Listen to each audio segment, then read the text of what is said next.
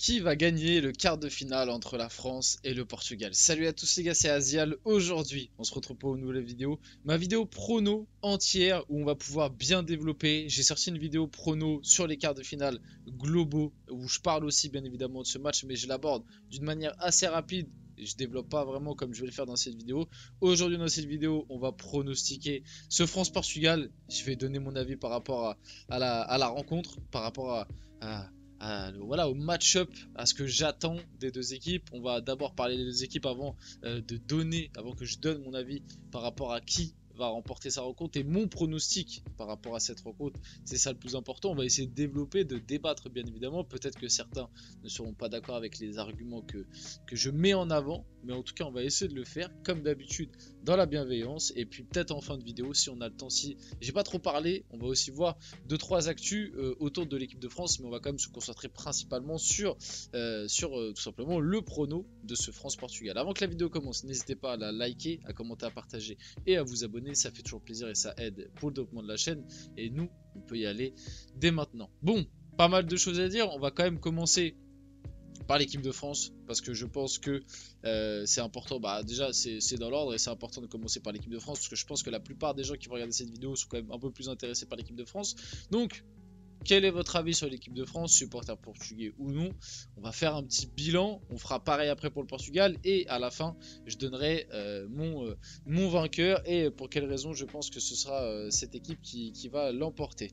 Alors l'équipe de France, on le dit, vous avez juste à voir mes vidéos hein, depuis le début de l'Euro, on est très critique envers l'équipe de France, à juste titre je trouve quand même si pour le moment les résultats sont là, on en attend plus de cette équipe de France avec le matériel qu'on a à disposition, on en attend plus. On est quand même, je pense pour la plupart, énormément déçus du jeu proposé par cette équipe de France et par Didier Deschamps, que ce soit tactiquement, que ce soit dans le rendu sur le terrain ou même dans le choix des hommes.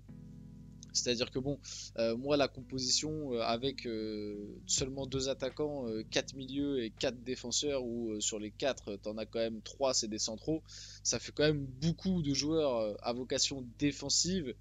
C'est ce qui peut-être t'empêche aussi de produire un petit peu plus de jeu, tu vois. Je demande pas non plus du jour au lendemain à ce que l'équipe de France joue contre nature et devienne l'Espagne de 2010. Loin de là, parce que déjà elle en a pas, faut être honnête, elle n'a pas les joueurs pour produire quelque chose de ce style-là. Maintenant, je pense que tu peux en attendre plus de cette équipe de France. Par exemple, revenir à une équipe de France qui ressemblait un peu plus à celle de 2022, qui moi me plaisait beaucoup plus que celle qu'on voit là. Pour moi, l'équipe de France de 2022, c'était quand même sympathique à regarder. C'était pas non plus du football champagne, mais c'était voilà, c'était du bon foot quand même. C'était agréable à regarder. Il y avait des buts. On avait 2 ailiers. Voilà, on avait Mbappé, Dembélé. On avait Griezmann dans ce rôle de troisième milieu de terrain qui évoluait un peu comme un meneur de jeu. Où moi, je kiffais ce rôle-là et il le faisait très bien avec un numéro 9 devant qui était Giroud. Voilà, c'était une compo qu'on aimait. Théo Hernandez qui dédoublait. T'avais Koundé qui pouvait rester. Ça faisait la fameuse base à 3. Et voilà. Et j'aurais aimé moi qu'on continue dans ce style-là. Malheureusement, Deschamps n'a pas envie parce qu'il estime que, et après il a ses raisons, hein. Comme je l'ai dit, il y a des choses qu'on ne voit pas peut-être à l'entraînement quoi, mais il estime que Griezmann n'a peut-être plus les capacités de faire ce qu'il a fait en 2022. On le voit aussi par rapport au poste de Giroud, bah c'est plus pareil. Maintenant c'est Marcus Thuram, Mbappé c'est un peu plus compliqué parce que maintenant, avant on le mettait à gauche, mais il y avait Rabiot qui se décalait pour compenser. Maintenant on est conscient que Mbappé les efforts défensifs il les fait plus du tout. Maintenant c'est rentré dans l'esprit collectif, c'est-à-dire que ça ne choque plus personne de se dire qu'un mec de 25 ans ne fait même pas le petit effort de se replacer et de venir dans le bloc, même avec l'équipe de France, parce que certains nous rappelaient que oui, mais Mbappé il fait pas les efforts défensifs qu'avec le PSG. Quand on parlait un peu au Real Madrid, il les fait pas non plus avec l'équipe de France. Donc c'est un indice de plus qui me fait dire que pour moi au Real Madrid il les fera peut-être au début histoire de se faire bien voir, mais sur la durée sa nature reprendra le dessus et pour moi il ne le fera pas non plus parce qu'en fait on l'a toujours habitué, j'ai envie de dire élevé footballistiquement à être comme ça, et comme personne ne lui a jamais rien dit, que ce soit au PSG ou en équipe de France, bah lui il a pris cette habitude là et maintenant il se dit mais pourquoi faire, moi je défends pas, c'est le boulot des autres et puis moi je joue que quand j'ai le ballon. Donc on l'a laissé faire par rapport à ça. Le PSG est responsable tout comme l'équipe de France, mais plus le PSG si on doit être honnête, à cause de cette mauvaise habitude. Donc maintenant c'est comme ça, après peut-être qu'il peut changer, hein. Tout le monde peut encore changer, mais la nature revient quand même au galop. Donc malgré tout, tu as remporté, ton match de huitième, tu es en quart de finale. En termes d'animation offensive, c'est très très pauvre. Tu n'as marqué seulement un but, et encore c'était un penalty. Tu es à 0 but marqué dans le jeu. Enfin, maintenant il y a celui de Colomoni, mais c'est un CSC. Donc tu es à 0 but marqué dans le jeu. C'est inquiétant, mais on va passer au Portugal. Moi j'ai bon espoir en cette équipe de France parce qu'elle a la qualité individuelle quand même. Bah, t'as Mbappé, s'il est dans un bon jour ça peut faire la différence. Et que malgré tout elle a plus d'expérience de ce genre de compétition. Et justement, Deschamps on peut lui reprocher plein de trucs, mais même s'il n'y a pas de jeu, même si il n'y a pas d'animation offensive, c'est très triste à voir. Très souvent l'équipe de France arrive à s'en sortir comme ça. On l'a vu face à la Belgique où bah, il n'y avait rien. Des deux côtés il n'y avait rien. Mais au final c'est qui gagne à la fin, bah, c'est l'équipe de France parce que bah, certains vont dire la chatte à Dédé et peut-être qu'il y a de ça aussi. Mais voilà, parce que l'équipe de France a l'habitude depuis 2018 d'être une équipe qui est solide et qui va essayer de te faire mal quand elle peut. Passons à cette équipe portugaise. Est-ce qu'elle vous fait peur? Est-ce que cette équipe portugaise, est-ce que le Portugal peut éliminer l'équipe de France? Bah moi j'étais très confiant, je vous dis la vérité, j'étais très confiant avant les huitièmes de finale. Pour moi la phase de poule du Portugal, elle avait quand même des motifs d'espoir pour la suite. Je me disais si le Portugal est dans la même vibe que les phases de poule et même peut, on va dire, plus la compétition passe et peut-être s'améliorer, ça peut être vraiment très prometteur. Et tu peux avoir un Portugal qui crée un peu la surprise parce que malgré qu'on les attend, ils faisaient pas partie des 3-4 gros favoris au début de la compétition. On va dire qu'ils étaient dans le chapeau 2, tu vois. Pour moi le chapeau 1, t'avais vraiment Allemagne, Angleterre et la France.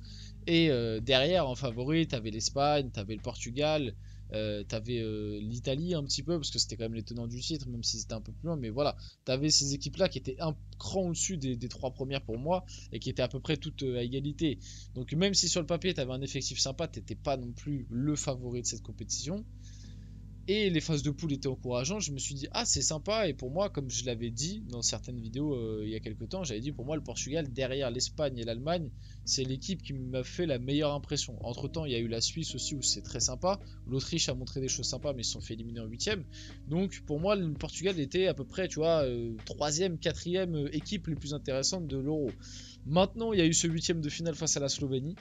Et là, j'ai revu tous les mauvais côtés du Portugal. J'ai revu tous les mauvais côtés de beaucoup de joueurs qui m'ont encore une fois beaucoup déçu. Bah voilà, déjà parler des cadres de cette équipe. Notamment, je vais me concentrer sur Bruno Fernandes et Bernardo Silva, qui sont censés être des cadres maintenant. C'est censé être eux les leaders de ce Portugal-là. Ce n'est plus, censé être Cristiano Ronaldo. C'est censé être à eux de prendre le jeu à leur compte, de commencer à marquer des buts, à être les hommes forts de cette équipe. Et malheureusement, ils ne le font pas. Ils ne le font pas, c'est une réalité. Alors ok, Ronaldo il prend de la place naturellement, mais eux se cachent derrière ça. Et quand tu vois les prestations de ces deux-là lors de cet Euro, t'es vraiment très très déçu. Moi honnêtement, Bruno Fernandes, je vous le dis, hein, j'en peux plus, je peux plus me le voir.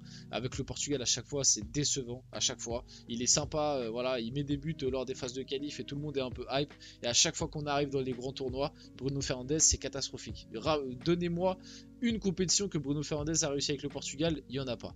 Bernardo Silva, moi je suis déçu parce qu'il a des énormes qualités et pour moi c'est quand même un peu moins pire que Bruno Fernandes. Mais en fait, le souci de Bernardo Silva, c'est que je sens qu'il n'a pas envie d'être le leader de cette équipe alors que ça devrait être lui. T'as le numéro 10, mon grand. T'as le numéro 10 dans le dos. T'es l'un des gars les plus expérimentés de cette équipe si t'enlèves Pep et Cristiano Ronaldo. Tu vois, t'es le gars derrière ces deux-là. C'est censé être toi le dépositaire du jeu, c'est censé être toi qui commence à scorer un peu plus, même si c'est pas dans, on va dire, dans ton ADN, parce qu'à City ça a jamais été un grand buteur Bernardo Silva, mais il a quand même à des moments été clutch dans les moments importants. Je me rappelle l'année dernière la campagne de Ligue des Champions de City, il marque par exemple en demi-finale face au Real, tu vois, il met des buts importants. Donc c'est ce que j'attends avec le Portugal. Malheureusement, on le voit pas. Cristiano Ronaldo, je trouve que lors des deux derniers matchs, là, contre la Géorgie et contre la Slovénie, il est retombé dans ses mauvais travers.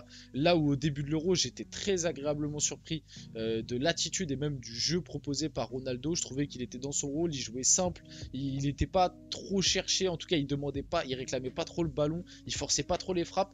Là, contre la Géorgie, la Slovénie, il est vraiment retombé dans ses travers de 2022. Donc, je suis inquiet. Et après, les autres, il y en a qui répondent. monde présent, mais il y en a d'autres où c'est très moyen. Et du coup, ce qui me fait dire qui se qualifiera pour les demi-finales, vous l'avez bien compris, avant les huitièmes, je vous aurais dit le Portugal tous les jours. Maintenant que j'ai vu les huitièmes de finale passer et que j'ai vu encore une fois comment la France s'est qualifiée et la solidité, parce que c'est une réalité aussi, l'équipe de France ne prend pas de but, hein, ils ont juste pris un penalty contre la Pologne et encore le penalty, voilà, il était largement évitable de la part de Upamecano, c'était pas une action chaude. Et bah quand je vois tout ça, je me dis que je vois l'équipe de France passer. Je pense que ça va être un match dégueulasse. Je pense que la France va passer d'un but, 1-0 ou 2-1, quelque chose comme ça, mais plus 1-0. Mais je vois l'équipe de France passer malheureusement. Je sais pas si vous êtes d'accord avec mon prono. N'hésitez pas à me dire tout ça dans les commentaires. En tout cas, c'était Azial. J'espère que la vidéo vous a plu. Si c'est le cas, n'hésitez pas à la liker, commenter, partager et vous abonner. On se retrouve très prochainement pour une nouvelle vidéo.